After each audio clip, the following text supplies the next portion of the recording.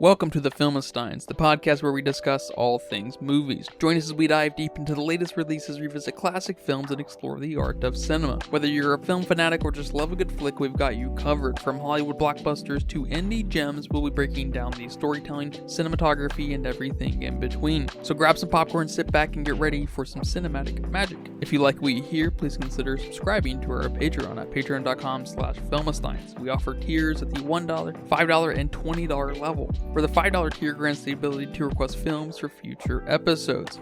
This is the Filmsteins, where movies are more than just entertainment, they're an experience. All around you. And welcome back to another episode of the Filmsteins. Thanks for tuning in today. Thank you for sacrificing some of your time to experience this talk with us here today. Thank you. Can't thank you guys enough out there in the world. Especially Mexico. Mexico's getting a call out today. A shout out today. Mexico. Yep. Ooh.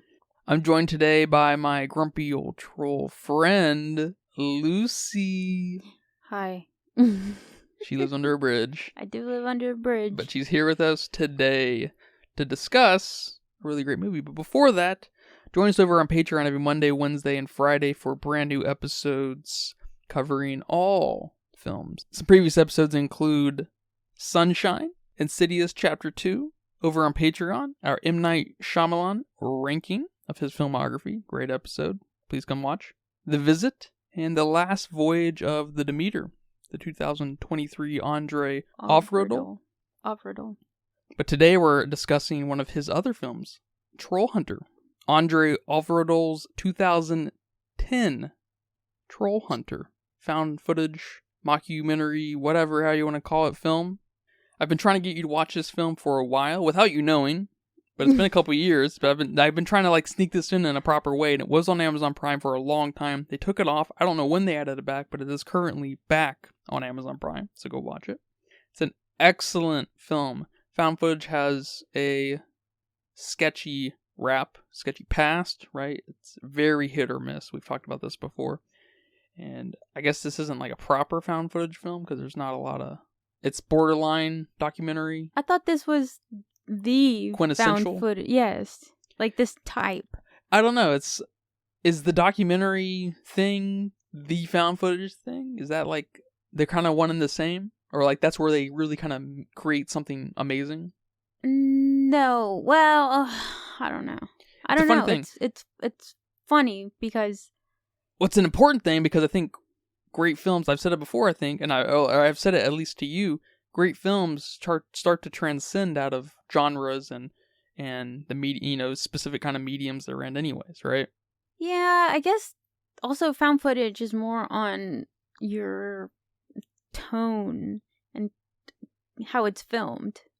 I guess that's kind of silly to say, kind of too general to say how it's filmed, but I'm sure we'll get to it here in a second, but just some of the techniques they used here are just very found footage to me.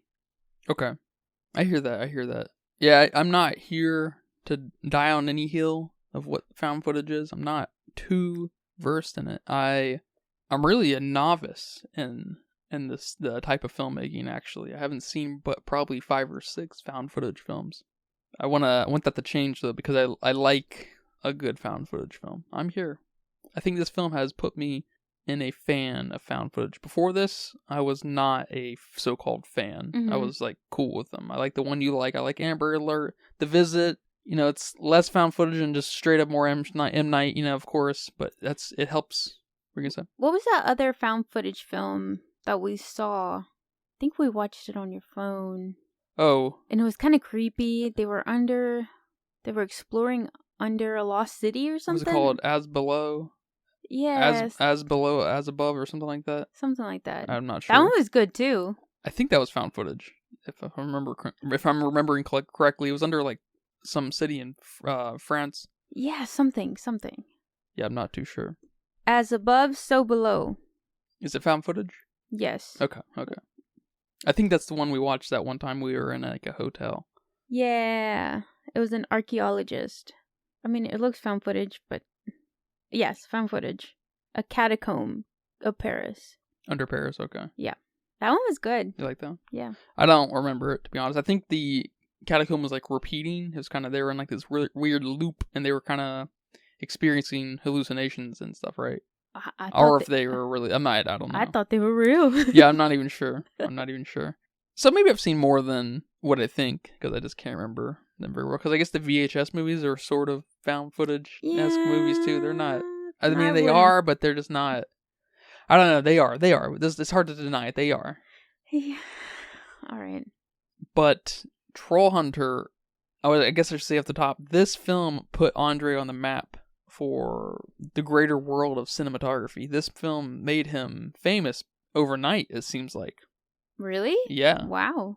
He was admitted into all these festivals and awards and got him connected with Hollywood and everything, and overnight he was just a total sensation. He was like in 2010, he was, I can't remember which magazine, like The Guardian or something like that, nothing of real note, but something that's very cool, no doubt, especially for him, right? That it was like a top 10 directors of right now, 2010, 11, whatever it was, to pay attention to. I was like, wow, that's really cool. That's very cool, because, yeah, he went on to make The Autopsy of Jane Doe after this. It's a pretty good possession-esque film. Scary Stories to Tell in the Dark, apparently that's very good. I'm not too sure. Mortal, never heard of it. Uma has your girl from Grey's Anatomy in it. What's her name? All I know is their character names. What are their character names? You got Meredith, Christina. Yeah, Christina's the main character in Uma. Oh, okay, I like her. And then now Demeter, that just came out, which is a decent film. Yes. Go listen to our episode. Go listen to our episode at patreon.com/filmsteins. Yeah, I was reading that he didn't let anyone know about this film, and he was trying to keep it a secret until it came out to one of the festivals. That's cool. I like that. And, I mean, that's kind of risky. What do you think? To keep it a secret? Yeah, no marketing whatsoever, but then you're not a big name yet, so are you even losing anything? Well, usually the festivals are like the time to try to get some marketing, get some distributor humph behind you. And so keeping a secret from that crowd, not really a big deal at all. Okay. Yeah. All right. Because the festival might be in January or February, and the movie may not come out until October. So you've got lots of time to build a pipe in that way. Got you. Okay. And he got I think the American distributor of this was Magnolia. Is that what I was seeing? I can't remember. But he obviously got some kind of oomph behind this, and it caught fire, I guess. Became a cult classic. It didn't make tons of money, but it has kind of garnered this, from what I can kind of tell, like a top 5 kind of thing, found footage films of all time. Like it lives in the pantheon of must-see films. I mean, if you ask me, any top 5 of any genre or medium or type of filmmaking, I should say, it's kind of, if you have any interest in film, you should be a major priority to see all of the greats, right? Yep. So I love it for him, and it's his first, like his first big hit. It's his first feature film, I think. I'm not sure. Okay. I'm not sure if his 1997 feature Murderer was a short film or not, because it doesn't really have any information online. But or if it was a student film or something, which, I don't want to discredit student films, but there's just not. You don't have the crew. You don't have the resources to kind of get it anywhere. Yeah. But Trollhunter is amazing, and so I want to talk to you today about this movie. How did you feel about Trollhunter as a found footage aficionado? I really enjoyed it. I liked it a lot. I like the world he built here with the trolls and the lore and just how much detail he put into it, and getting that much detail through the eyes of just our 3, students here. It's amazing. And I mean, really, there's only about like 4 characters in this whole entire film. Yeah, we get a little bit here or there, but we have like 4 main people. And we find out so much about the trolls and how they came. Well, I don't know about how they came to be, but just a lot of details about them. Well, they're just one of many species on the planet. It sounds like they procreate just like any other wildlife. Yeah. And so there's. So I love that. I love all that detail. And I thought it was super cool how he managed to deliver that through us through found footage. Yeah, the mythos. When I walk into this movie, I did not expect to get some kind of class amount of information, like a lecture Yes. of just like what is a troll and stuff, because I feel like I can hold my own against some trolls now, maybe. You know what I mean? Yeah. I know about the sunlight. I know about The stench. the stench. I know I'm not a Christian, so I'm good, I guess. I don't know. Still questioning there, so who knows? I don't know how good they are at sniffing questioning Christians. And the different species of trolls. Are you dealing with a young one? Are you dealing with an old one? Oh my god, there's so much detail. It's very fucking cool. It's so cool. I feel like I've never seen this quite like this in a film. Yeah, and then you even get bits and pieces from, like, pieces of paper. You get some stuff from his drawing, from the drawings he has on inside his trailer, and even that I forgot what they called it, but the TSS form that you fill out, I guess, every time you kill a troll, see a troll. I don't know the protocol there, but even that sheet of paper had a lot of stuff in it, and I kind of wish we would have paused on it and kind of read some of the things on there, but you had diagrams, you had so many things on there, and it was so cool. And that's just genius, to think of a piece of paper to just flash at the camera and boom, all this information on it. It builds crazy texture to this world. And I also love the cadence of our main character. Hans is his name, right? Yeah, Hans. Played by Otto Jespersen. Yep. Famous Norwegian comedian, apparently. And which, makes sense that he'd be great in this, because he has a kind of funny presence in that he approaches this whole troll hunting thing, because he's kind of our main guy. He's the troll hunter. It's just work to him, and I love it. He's not part of the conspiracy. Like, he is and he isn't, but he just treats it like a job, and then he's so kind of fed up, like anyone else would be at, some kind of work, right? And so he lets these people tag along with him to, just show whatever. He just doesn't give a shit anymore. It's hilarious. Yeah, and he knows he's not supposed to be telling citizens about the trolls. He knows he's not supposed to be giving out any information, but he's just so sick of it. He wants the world to know. And as we progress through the film, he's like, hey, did you get this? Like, what other questions do you have? Let me answer this. Let me give you as much detail as I possibly can so this can get out. Yeah, he starts to have fun with them. Yeah. Yeah. I think he did an amazing job. How did you feel about the rest of the crew here? They were fine. I mean, they were good. I like that they were college students, and they're just maybe a group of, I'm not even sure, were they filmmaking students or were they journalist students or what, but they were just trying to get a story, and I guess they were looking for mysterious people out and about, and they landed one. Yeah, they were investigating the bear poachers. Okay. And then throughout there, they found out that a lot of people have been missing. So they're like, what? Bears, missing people, let's look into this. And poor kids, what did they get themselves into?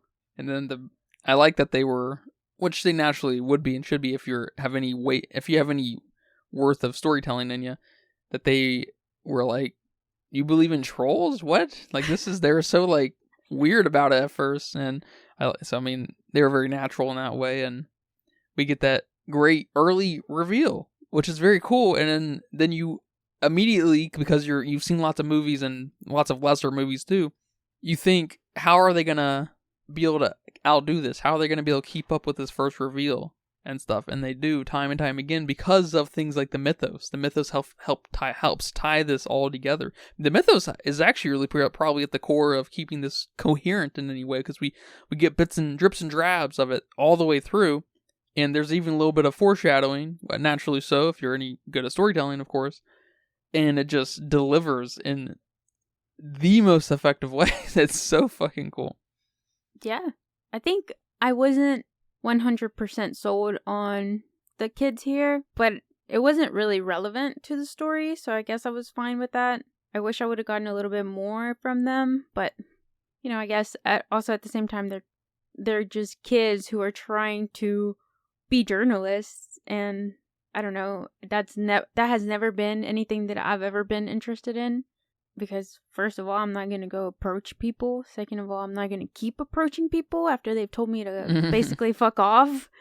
So it was kind of cool seeing them grow in that way, but not a lot, not as much as I wanted them to. So I don't know. I just wish it would have been a little bit more.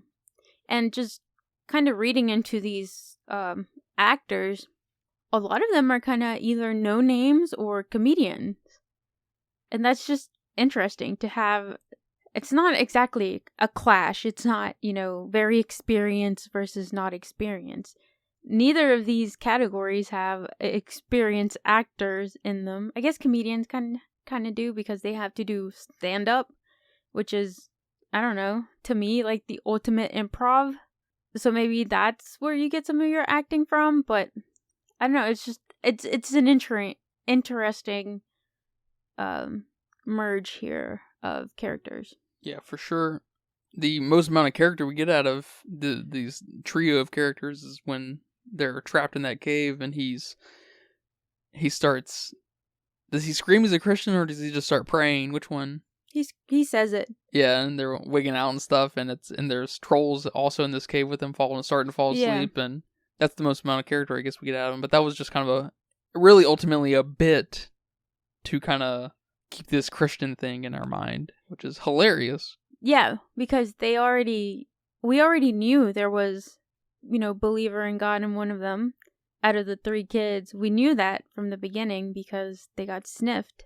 And nobody was admitting to it, and just when you thought they weren't going to bring that back up, here it is. Here's your big reveal on who was the friggin' Christian, the friggin' liar. Of course, the Christian is the liar here.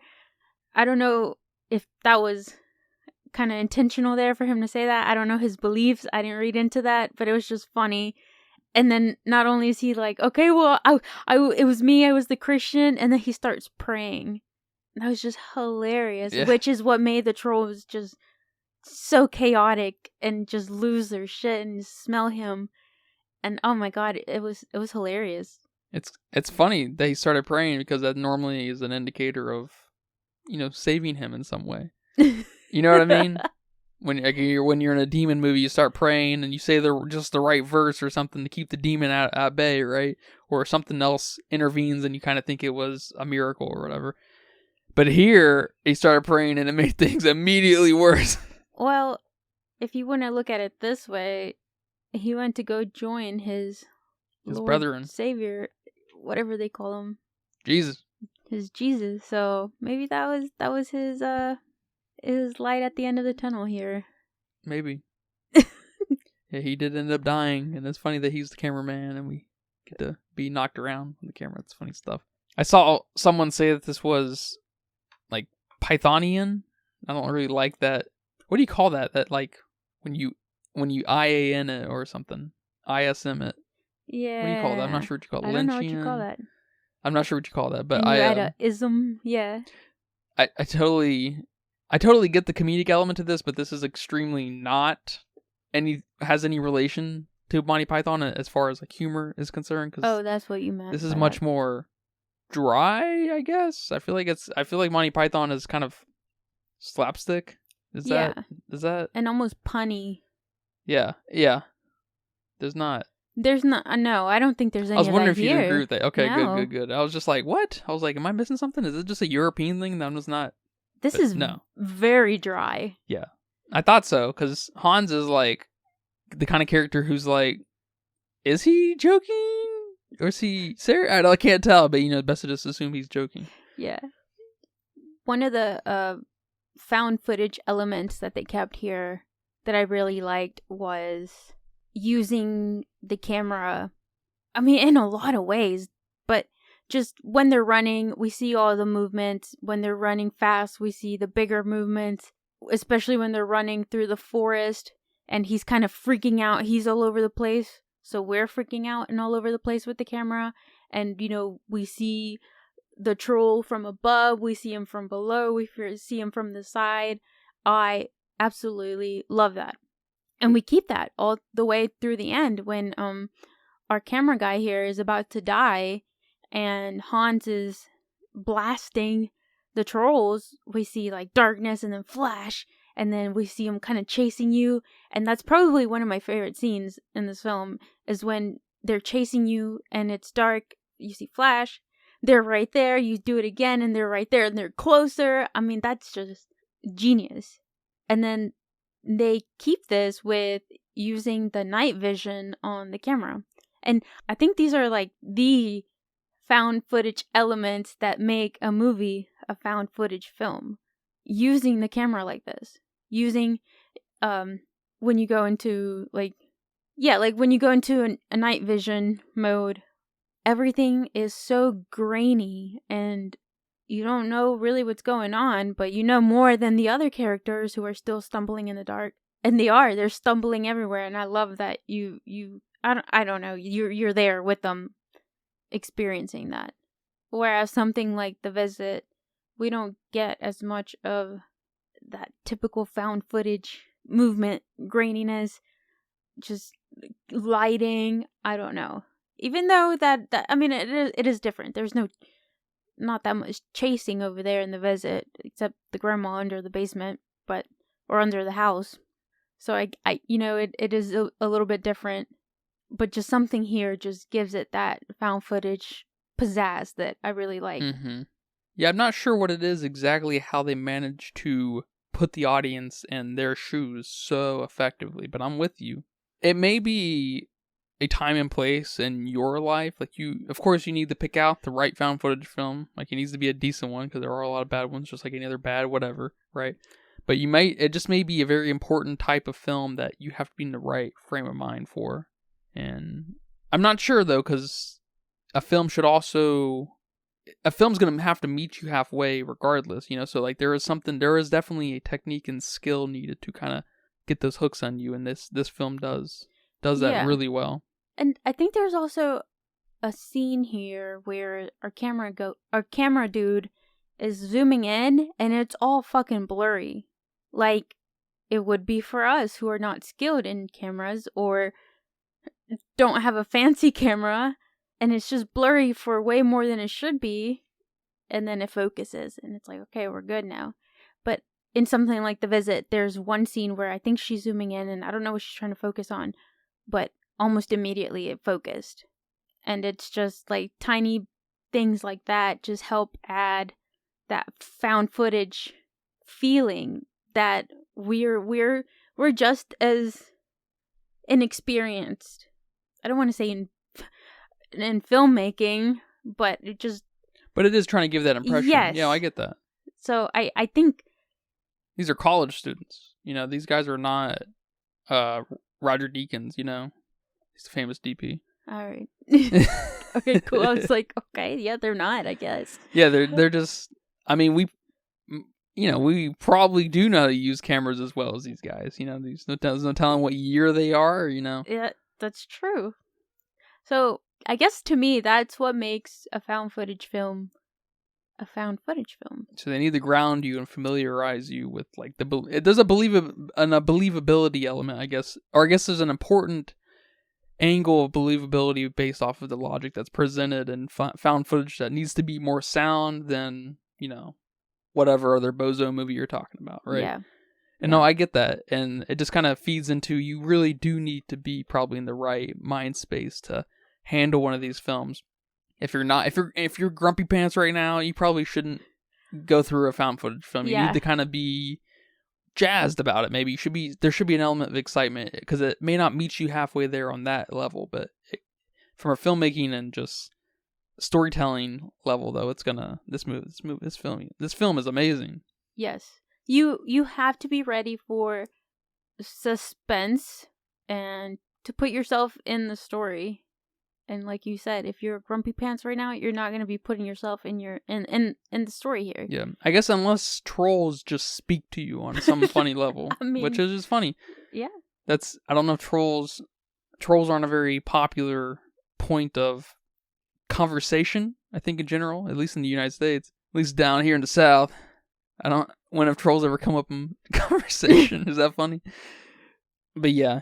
I did want to bring up, some interviewer asked André here, why trolls? Like, what's his fascination with trolls? Mm-hmm.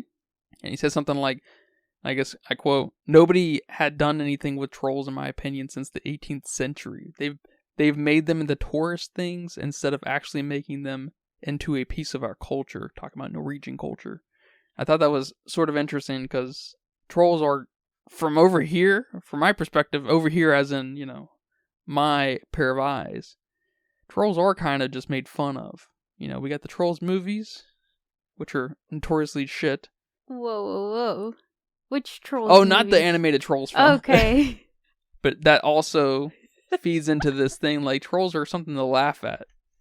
And then we also have the trolls, I guess kind of like what he was talking about, these little, we see them a little bit throughout the film too, these little knickknacks that are, kind of very, like kind of native, indigenous little creations that you might expect to be given to children and stuff.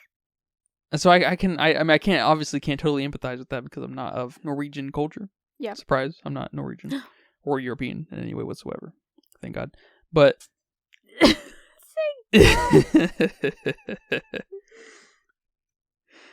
like that? You kill me. But I do appreciate that there is, so in that sense I appreciate the hell even more out of just this obsession to inject this movie with crazy mythos, like crazy amount of it. It's so cool. I feel like I'm ready to go to Norway and talk about some trolls. I'm know not. what I'm saying? Yeah, maybe not. There's trolls up there. I don't want to go back up there. I don't want to go up there, period. I'm not back. Yeah, I guess in the film industry, for sure, trolls are, they're dumb. They're stupid. They're silly. But I do have a little bit of experience with trolls in literature. And trolls in literature are scary as fuck. So I guess I can understand where some of that, vaguely, very little understand where some of that inspiration came from. Especially with the one, what's it called? Hold on. The 3 billy goats, Gruff. I didn't know that's what that fairy tale was called, but it's where the troll lives under the bridge and like people or whatever, depending on what version of the fairy tale you hear, but either people or things or whatever are trying to get across, and then this troll hops out and it's like, grr, I'm gonna eat you, and it's like, no, you don't want to eat me. Hold on, let me, and then tell you why you're not gonna eat me, and then move on to the next person. So that's probably the most troll non-movie related experience I have, which is funny because there's a troll here that lives under the bridge, and I love that. That was included. Yeah, it was totally a nod to the legendary little fable. It's gotta be, yeah. And but yeah, I mean, that's awesome that he can include this and make this awesome film just from some of these fairy tales and build this awesome world that he did. Yeah, we should get hats that say "Make trolls scary again." Yes. It'll be part of our merch soon. Okay. Well, we can't forget the trolls in Harry Potter, though. That's true. Those are scary trolls. That was a very scary troll in the dungeon. But he was dumb. The trolls here didn't seem quite as dumb. No, they seemed more like very capable, more like gorillas or something, like just something that's not, the troll in the dungeon in Harry Potter was a little real dumb. Like he was like almost like a dog where if you had the right treat for him, you could throw it and he'd run the other way. These guys, these trolls in Trollhunter they're not running away for some treat. Yeah. You know what I'm saying? Yes. So in that same interview, they asked him about some of the inspiration behind Trollhunter. And he said that my references are Jurassic Park, Indiana Jones, Men in Black, Ghostbusters, more than anything. But I had to do it in a completely different way so that I wasn't copying those films. Isn't that interesting? I definitely got Jurassic Park vibes from this film. Yes. Not the others, not so much, but it's kind of interesting that there's all the other ones that are funny. So I like that his touchstone is in kind of humor, because I don't think it. I would like to know if the cadence and tone of this film through the characters is just inherently is funnier to a Norwegian than it is to an American. I did think this film, was funny in ways, right? It wasn't a laugh out loud comedy. Nothing is, I guess, to me. I'm not a great judge anyways, because I don't fucking laugh at anything. But I thought that was kind of funny in its own right. Yeah, that's pretty interesting. And I bet it is. I bet there's a lot of things that we didn't catch. I bet there's some stuff that got lost in translation. Their parents reading them fairy tales have a lot of things that were probably incorporated in this film that they would probably appreciate and just laugh at. And even then, though, it was funny. Like the tire things. Not only was Hans here baiting these trolls with concrete and charcoal, which is awesome. There's got to be something there for sure. Yeah. But also tires. They liked gnawing on tires, and that was hilarious when one of them was trying to get through the tire dumpster, I don't know, for lack of a better word, and it was just dented because one of them was trying to get inside of it. And it's so beautifully crafted, because you just think, the first thing that popped in my head, maybe I don't think he said it, but the first thing that popped up in my head was, did the troll try headbutting it? That's what popped up in my head. I was imagining the troll headbutting the fucking thing. That's hilarious. And I was just like, and it's amazing that a film can kind of draw this imagination up in you, which, it's cool, because, any great fiction can do that, right? Especially literature, right? But it just forces you to be like, wow, this film is so fucking effective, especially in retrospect. It's just like, god damn, this film it's so good. It's definitely so good. And then coming from a Hispanic background, watching original, Mexican films that have been translated into English, I do see all the myth stuff. I do see all the very cultural, if you've lived in Mexico or whatever, Latin American country, it's funnier, or, you know what I'm trying to say here. No, absolutely. I mean, it's just like if you have a group of friends, you have inside jokes. You have inside jokes within your culture, within your city, yada, yada, yada, and on. Within your family, of course, right? Yeah. And that's unfortunately going to be missed, but that's also that helps make it authentic as fuck. And so I'm happy to miss some of that for the originality of the idea, for sure. Yeah. So the Trollhunter, I guess the troll idea here for him is maybe something similar to the chupacabra in Mexico. I don't know. I'm maybe, just throwing shit out there, but maybe. I'd love a proper found footage chupacabra film. We already get them in some of these paranormal shows. We just need to put them together. All right? That'd be great. I know there was that stupid chupacabra. The chupa on Netflix. It's like an E.T. fucking ripoff of a chupa, where a chupacabra befriends, or a friend, or a little boy, I think, befriends a little chupa. And then it grows up and probably mauls their parents or something. That'd be awesome. That would be awesome. But I feel like the chupacabra, and I guess the Sasquatch for that matter, are both great found footage, specimens to get one of these out. That's actually a funny thing now that I say it. I'm sure there is, but there definitely isn't a famous one. I can't imagine I would know about it, but a great famous, what doesn't need to be famous, but just a great Bigfoot, Sasquatch found footage film. That needs to happen. That does need to happen. That'd be great. And chupacabra, of course. Yeah, we should look into that. See if we can find one. And I'm gonna have to make one if there isn't. And if there isn't, we gotta make one.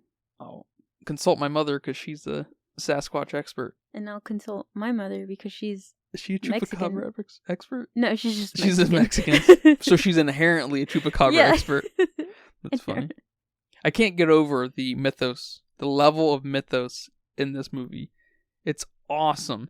The texture of his RV, the inside of it. Yes. It's all fleshed out and lived in and fucking gross, and it's awesome. All the drawings are really...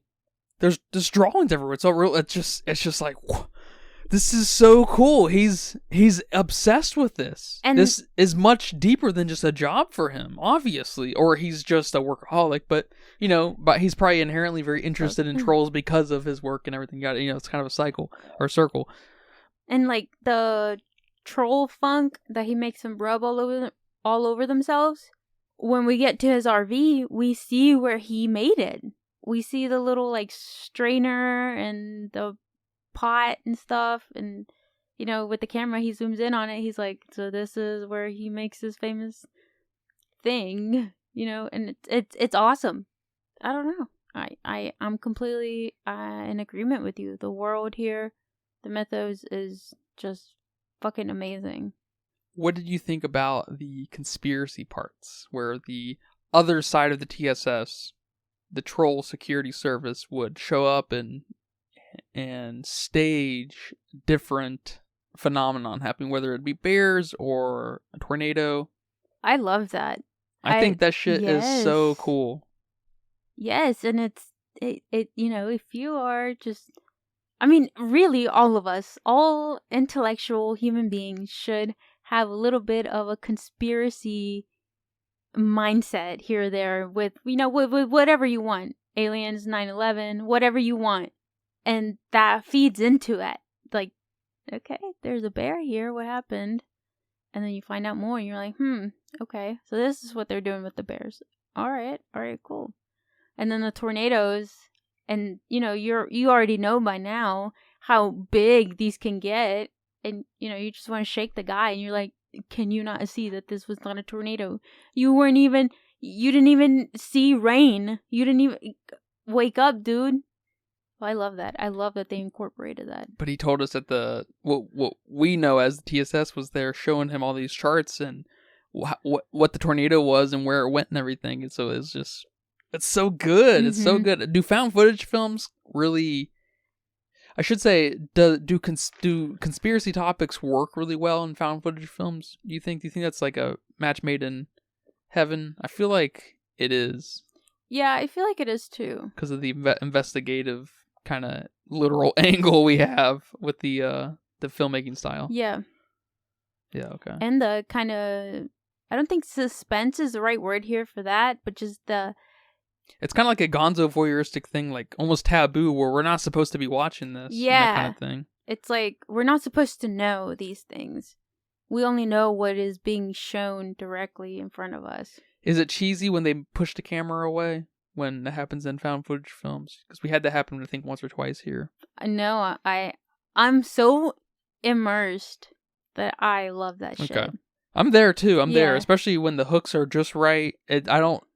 You can definitely do wrong. Of course, you can do wrong with anything, right? Things can start out great and be fucked up by the end, totally. But they pulled these moves out so effectively that nothing was a bother at all. Yeah. I'm completely sold on this film. And I love, I should also ask, is it cheesy to say at the very beginning of your film, this is based on true events kind of thing? A lot of found footage does that.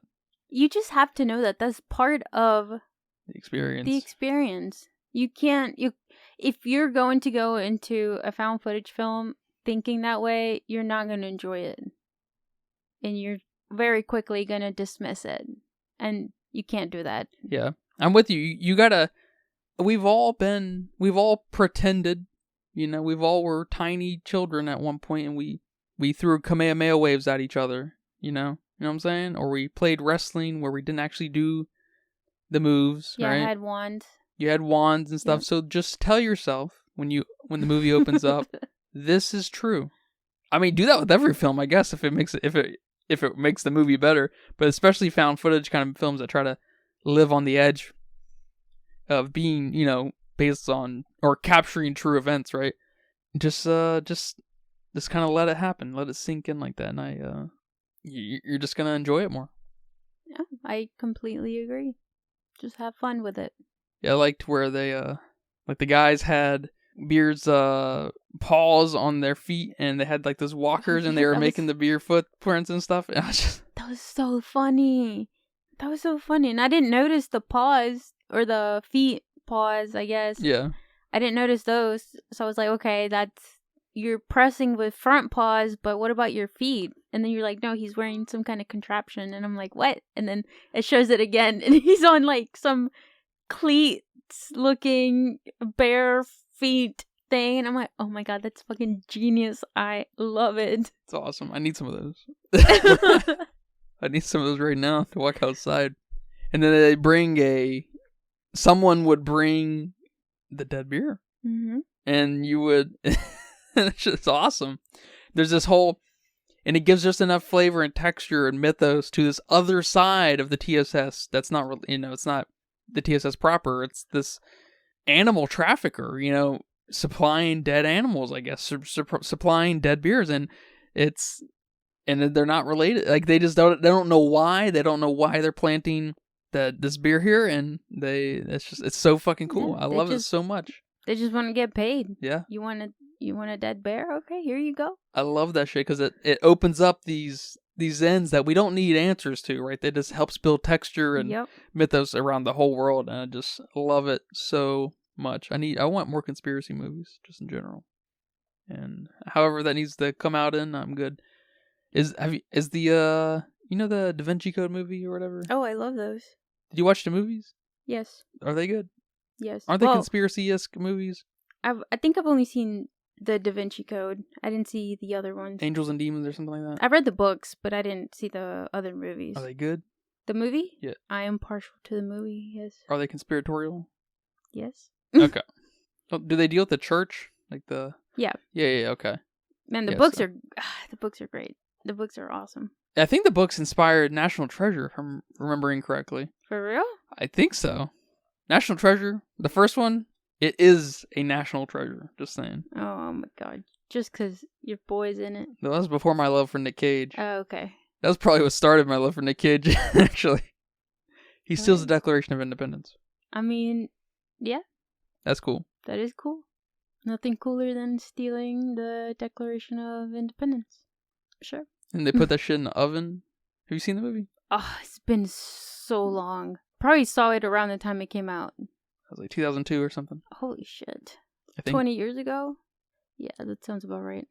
One of my other favorite scenes is where he's at the bridge and he's trying to extract a blood sample from the troll who we find out is a younger troll. And he's wearing this like Bobo Iron Man looking suit. And he gets got. And the troll just puts like half his body in his mouth, and I don't remember, but he like chomps down on him, and then it just throws him, and this dude just collapses, and you think he's dead. I thought he was dead. I thought he was dead. Our kids here thought he was dead, and then dude just gets up and finishes the job. And I mean, great kudos for not losing character. You didn't make your character all of a sudden a punk. You just kept him true to his nature, and that's fucking awesome that you can do that.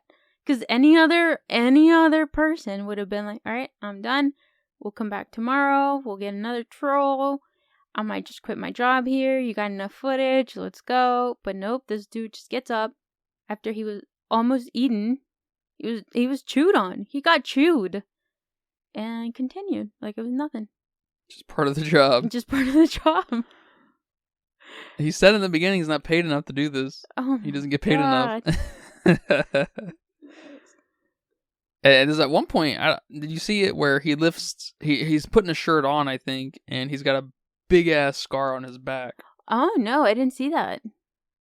Yeah, that was it. They just caught that on camera. I was just, oh shit, he's had some history getting hurt. Yeah, big time. How'd you feel about the I guess most of the ending here, the reveal with the rabies, the Very TSS chasing them, and then the camera basically cuts off.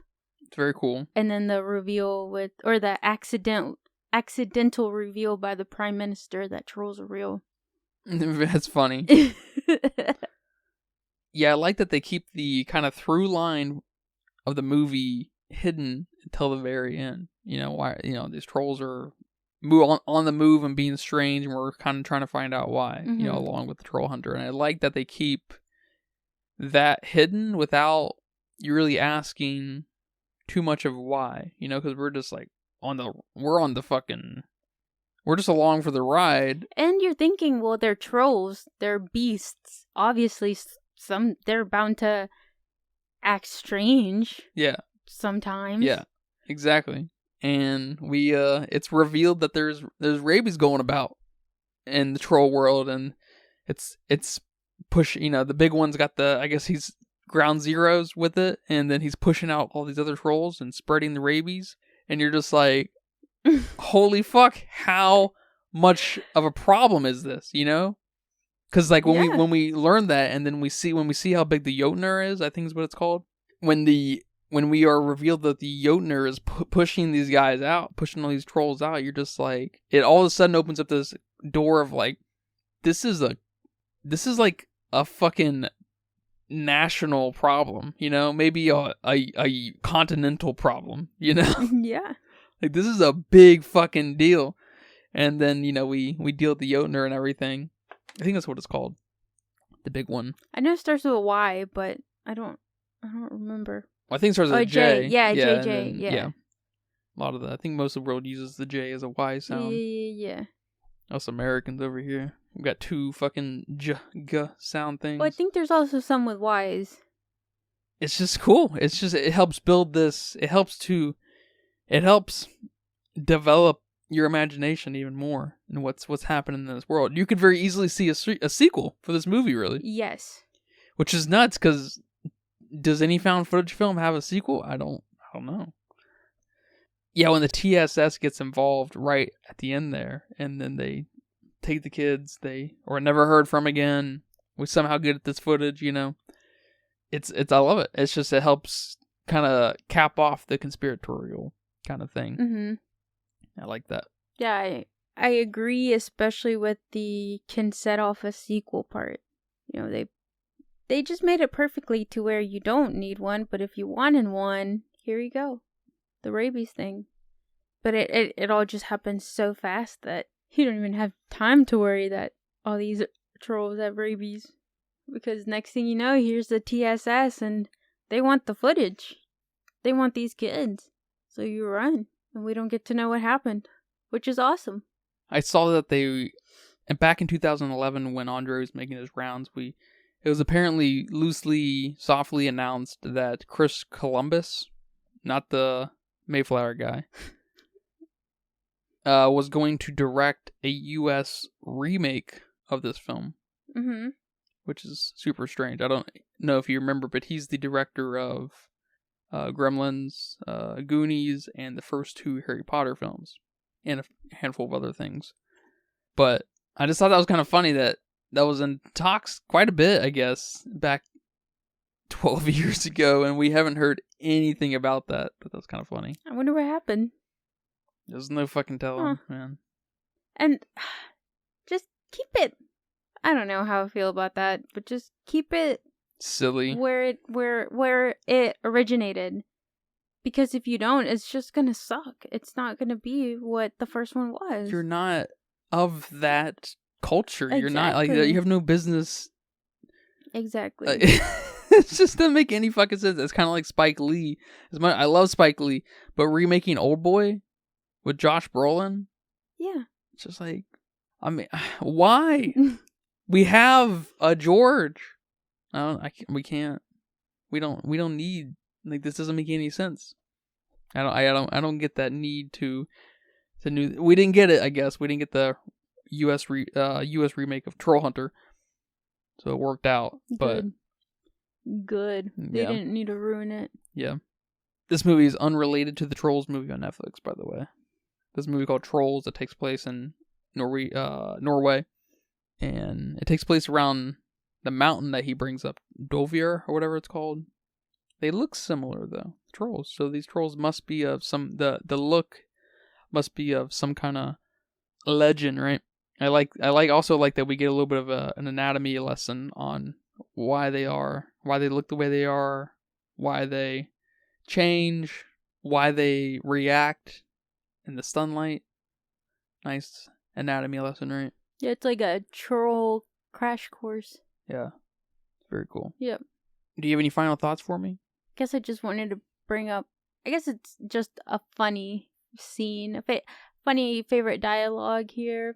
I really liked when they brought the new camera girl, when our dude died, and Thomas tells Hans that she's Muslim. Mm. And then he was like, will that work? And he's like, I don't know. Let's find out. That was hilarious. That was so funny. That's probably my favorite just interaction there with them. Yeah, that was super funny. I like that. I forgot about that. And yeah, just it's a great found footage film. Go watch it. You will enjoy it. Yeah, man. Well, thank you for watching it with me. Thank you for suggesting it. Well, like I said, I've been trying to get you to watch this film for a while without you knowing, of course. Try to surprise you with some of this stuff. And it just always just fell to the back burner. You know, I forgot it for a while, and then it got removed from Amazon. I was like, well, okay, I guess I could have bootlegged it. I just didn't. I don't know. Do you have a budget guess for me today? I do, and this one was hard. It's Norwegian. At first it's European, but it's specifically Norwegian found footage. I get it. I get it. Can't, what is that guess? I went under $1 million. Under $1 million. How under? I don't know. I was originally thinking maybe the 5 million mark because of the trolls being CG'd. Speaking of which, trolls look pretty good. The trolls look very good. And I think the found footage angle helps legitimize them and ground them a little bit. But I do like how the trolls look. They look cool. They do look cool. Yeah. But yeah, I was all over the place with this budget guess, and I just settled on less than $1 million because, kind of spookiness here, found footage. I'm like, no way is it more than I'm thinking. What says here is 3.5 million. 3.5 million? Yeah. Okay. Not crazy far off, I guess. And it made 4.2 million. I don't think it got a wide release, or at least not at the time of that number, I would guess. So, okay. I'm not sure about money's made because it did obviously become kind of a cult classic, and so that I don't know if that happened in the form of all the deals, Netflix deals, Amazon deals, getting the rights and stuff, or through DVD and whatnot and renting and everything. So I'm sure they made quite a bit of money off of this. They're probably not rolling in the dough or anything, but I'm sure they're very happy with the success of this film, which is very cool. I'm glad it probably turned out for everyone. Good job, Andre. This film is much better than The Last Voyage of Demeter. Would you say much better? I wouldn't say, well, I like this a lot. I don't know.